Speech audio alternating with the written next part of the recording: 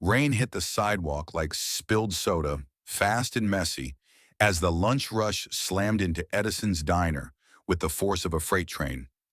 Inside, steam rose from overworked coffee pots, silverware clinked, and the buzz of conversations wrapped around the hiss of the grill. It was the kind of chaos Nora Jennings had mastered, until she saw him. An elderly man stood just inside the door, soaked through, coat threadbare, hands shaking. No one noticed him. No one cared. He didn't belong to the daily rhythm of regulars and rushed orders. But Nora saw the way he hovered, unsure if he should step forward or step out. His boots were untied, his gaze distant, and something about the worn dog tag around his neck tugged at something deep in her chest. In a place where people came to eat and forget the world outside, this man carried the weight of it with him. What Nora did next wasn't loud.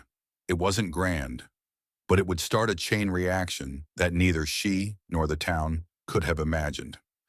Nora Jennings was the kind of person most people overlooked, not because she lacked presence, but because she never demanded it.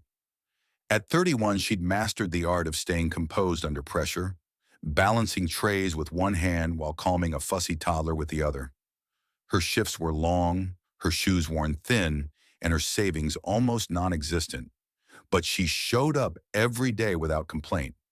Customers remembered her not by name but by the little things, how she never forgot a coffee order, always slipped extra napkins for messy kids, and offered a smile that felt like it actually meant something. She wasn't looking to change the world. She was just trying to keep up with rent and help her younger sister finish college. The diner didn't give her much, but it was steady, and steady was enough. Until today. Because when that old man walked in, cold and forgotten by everyone else, Nora didn't hesitate. She didn't check the rules or glance over her shoulder. She just saw someone in need and acted. That one small choice made in the middle of a shift like any other would turn her quiet existence into the spark that lit a fire nobody saw coming. Keith Mallory ran Edison's diner like a man guarding a kingdom he didn't build. His shirt was always crisp, his hair always stiff with gel, and his expression rarely moved past forced politeness. He didn't yell. Not often. He didn't need to. His authority came through clipped sentences and the kind of tone that made grown adults feel 12 years old. He liked rules, especially the kind posted in all caps on break room walls. No freebies, no exceptions, no excuses. Staff joked that he probably dreamed in spreadsheets, but Keith didn't see himself as a villain. He saw himself as the last line between order and chaos. In his world, a warm meal given away without approval wasn't an act of kindness. It was insubordination. So when he saw Nora hand that plate to the old man, he didn't pause to ask why. He didn't care if she paid for it herself or if the man looked like he hadn't eaten in days. All he saw was a challenge to his control, a ripple in his perfectly managed surface. And for Keith, that was reason enough. Not just to reprimand her, but to make sure everyone saw exactly who was in charge. The moment Keith called her name, the energy in the diner shifted. It wasn't loud at first, just a subtle drop in volume as people turned their heads. Nora stood by the coffee station, wiping down a tray, her back straightening when she heard him. He didn't raise his voice, but the way he said it, slow, sharp, meant to sting, cut through the chatter like a needle. She walked over, unsure if this was a scolding or something worse. Keith didn't wait. "You gave him a plate," he said flatly. "Did he pay?" Nora met his eyes, calm but steady. "I covered it, out of my tips." That should have been the end of it. But Keith wanted a performance. "For anyone listening," he announced, voice rising, "this is now a soup kitchen. Free food courtesy of Nora." A few patrons shifted uncomfortably. One woman actually put her fork down. The old man tried to speak up, but his voice cracked halfway through. Nora didn't argue. She simply untied her apron, folded it in half, and placed it on the counter like it meant something. Then she turned and walked out, past the booths, past the whispering customers, out into the rain without a single word. The entire diner watched her go. Even the fry cook stopped what he was doing. What started as a simple gesture of kindness had become something else. A line in the sand, drawn clearly for everyone to see. And someone had just crossed it. Nora didn't rush out the door or slam it behind her. She walked like someone holding on to the last of her pride, head high, apron still folded in her hands. Outside, the rain hit sideways, soaking her sleeves before she even reached the edge of the sidewalk. She stood near the bus stop, blinking against the drizzle, not sure if she was angry, embarrassed, or just numb. Inside the diner, the silence lingered longer than it should have. The old man sat quietly, confusion written across his face. He pushed the plate back a little, like maybe he wasn't allowed to finish it anymore. A couple near the window leaned toward each other, whispering.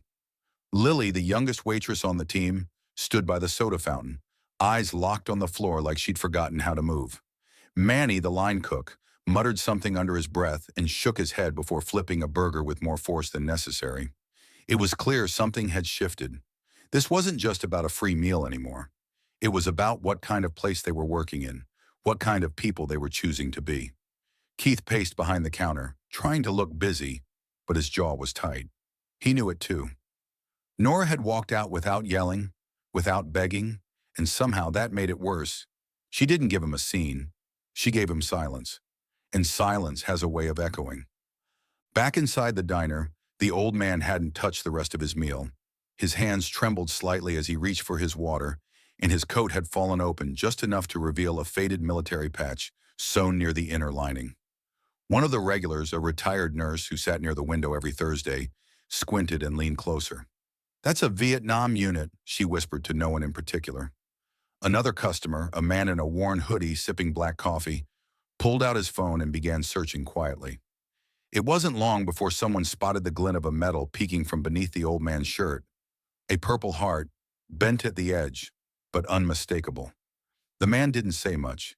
He sat still, eating slowly, pausing between bites like each one pulled him back into something he hadn't visited in years. He wasn't just another down-and-out guy needing a meal. He was someone who had once worn a uniform, someone who had carried weight most people couldn't begin to understand. As these details began to surface, whispers turned to stares. Customers began to shift in their seats, uncertain now of the story they'd just witnessed. Some felt shame, others anger, but almost everyone felt something. Lily wiped her hands on her apron, eyes darting from the kitchen to the old man's booth. Manny stopped plating orders altogether. What had looked like a policy violation a moment ago was starting to feel like something else entirely, like maybe they just watched the wrong person walk out. The door chimed again, not once but 4 times in sharp, measured rhythm. Every head turned. 4 men walked in, boots thudding against the tile, their posture firm, their presence impossible to ignore. They weren't loud. They didn't have to be. Uniforms pressed, boots clean, but broken in. Each of them carried the quiet authority of those who'd seen enough to never need to raise their voices. One of them, the oldest with stripes high on his sleeve, scanned the room until his eyes landed on the old man in the booth. "Sir," he said with a respectful nod, "we got your message." The veteran looked up slowly, blinking like he wasn't sure if this was real. "Didn't mean to cause trouble," he mumbled, voice hoarse. "She didn't deserve that." The Marine nodded again. "We agree." Keith stepped out from behind the counter, smiling with the stiffness of someone trying to regain control. "Can I help you, gentlemen?" The second Marine, taller and younger, answered without hesitation. "You the one who fired her?" Keith's smile wavered. "She broke policy." The third Marine folded his arms. "She showed compassion. That's not breaking anything. That's leading." The room went quiet. Forks stopped moving. A woman near the window pressed record on her phone. Then someone near the back cleared their throat and spoke up. "Nora's been working here for years. Never seen her do anything but help people." Another voice added, "She remembers everyone's name." "Mine too." Lily stepped forward, hands shaking, but her voice steady. "She's the reason I even stayed." Keith's jaw tightened as he looked around, realizing the tide had turned. But the Marines didn't move closer. They didn't need to. Their presence alone filled every corner of the diner. The old man, eyes misting, looked up at them and whispered, "Told you they'd come." The diner wasn't a diner anymore. It had turned into something else entirely, something heavier. People weren't just eating. They were watching, waiting, weighing the moment. The Marines hadn't raised their voices. but their words still echoed. Keith stood behind the counter, trying to busy his hands, straightening napkins, tapping the screen on the register like it mattered. But nobody was paying attention to orders anymore. One of the regulars, a contractor known for helping veterans find work, stepped forward and looked around before speaking. "If she's not working here anymore," he said, "I've got a place for her. We need people like that." It landed like a punch. Keith flinched, then tried to hide it with another stiff smile. But the crowd was shifting. Manny the cook finally walked out from the kitchen, apron off, towel slung over his shoulder. He didn't say much, just looked at Keith and said, "That's enough." Lily followed behind him, wiping her face. "I'm done too," she said, eyes still red, but voice clear. More customers stood, some putting money on the tables, not for food but for principle. The old man hadn't moved from his seat, but his presence felt larger now, like a lighthouse in the middle of a storm. One Marine walked over, picked up the purple heart from the edge of the table, and placed it gently in the center. "That doesn't belong next to a receipt," he said quietly. "It belongs with people who understand sacrifice." Keith tried to respond, but the words came out scattered, falling flat in the growing quiet. The room wasn't his anymore, and he knew it. Outside, someone had pulled out their phone and was live streaming through the window. Across town, Nora still sat at the bus stop, unaware that everything behind her was already beginning to crack open. Nora almost didn't look up when the door swung open next to the bus stop. She figured it was just another customer stepping out for a smoke or checking the sky for a break in the rain. But then she heard footsteps, quick, nervous, and turned to see Lily running toward her, apron balled in one hand, hair clinging to her face. "You have to come back inside," Lily said out of breath. "You don't understand. People are speaking up. The Marines, customers. Everyone's saying something." Nora blinked, confused. "I'm not trying to make a scene," she said quietly. "You didn't," Lily replied. "You made it make sense." With hesitation, Nora stood and followed her back toward the diner. Inside, the noise had shifted. It wasn't clattering dishes or shouted orders. It was hushed conversation, tense energy. When Nora stepped through the door, everything slowed. People turned, phones lowered. Even the Marines took a step back like they'd been waiting just for her. Keith's face froze, not with fear, but with that twitch of someone who realizes too late that they've underestimated the wrong person. A few customers clapped, not loud, not showy, just enough to make her feel like she wasn't invisible. One Marine stepped forward. "Miss Jennings," he said with a small nod, "we came because what you did reminded us why we serve." Nora didn't say anything at first. She didn't need to. Her presence alone said more than a speech ever could. In the booth by the window, the old man watched her quietly, eyes shining. And for the first time in years, Nora felt like someone had actually seen her. By the next morning, Edison's diner felt like an empty shell. The breakfast rush never came. Only 2 booths were filled, both by out-of-towners unaware of the storm that had rolled through less than 24 hours earlier.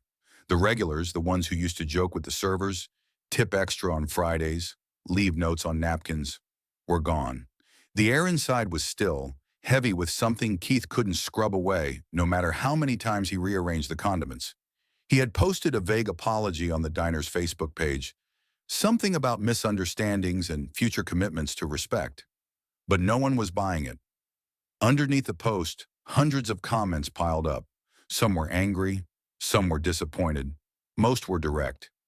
"You didn't regret what you did. You regretted getting caught."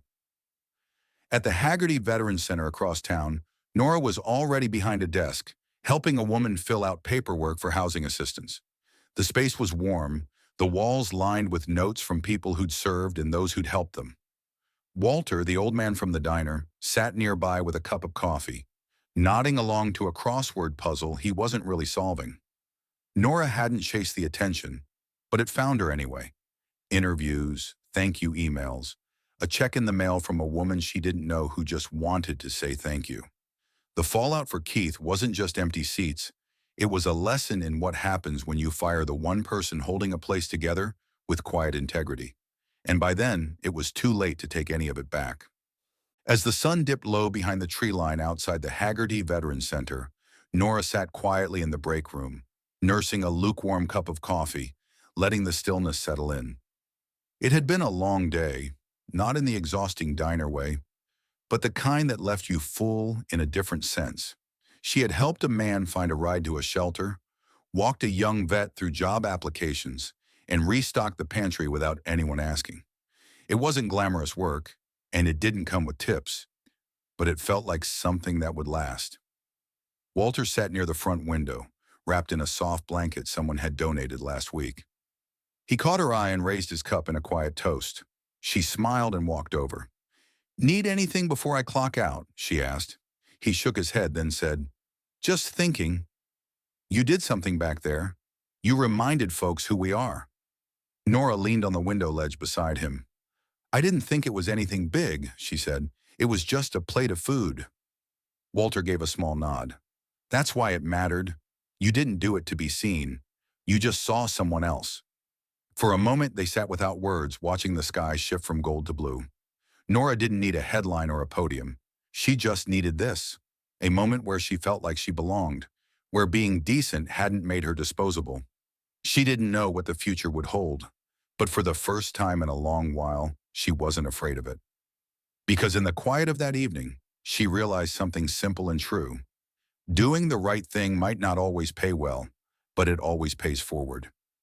In the end, it wasn't the applause, the headlines, or even the job offer that defined what happened. It was the reminder that decency still matters, that one person, acting without fanfare, can shift the weight of a room and ripple outward in ways no one expects. Nora didn't feed that veteran because she wanted a reaction. She did it because it was the right thing to do, because someone needed help, and she didn't wait for permission to offer it. In a world that often celebrates noise, her quiet acts spoke louder than 1,000 slogans. And maybe that's the real lesson here. That kindness isn't weakness. That standing up for someone doesn't require a uniform or a spotlight, just the courage to act when it counts. We don't need grand gestures to be good. Sometimes it's as simple as offering a plate, speaking up when no one else will, or refusing to let silence be mistaken for approval. So if this story made you pause, even for a second, let that be your sign. Look for the moment. Notice the person no one else sees. You never know whose life you might touch, or what chain reaction you might start by choosing to care. And maybe, just maybe, that's how we change everything.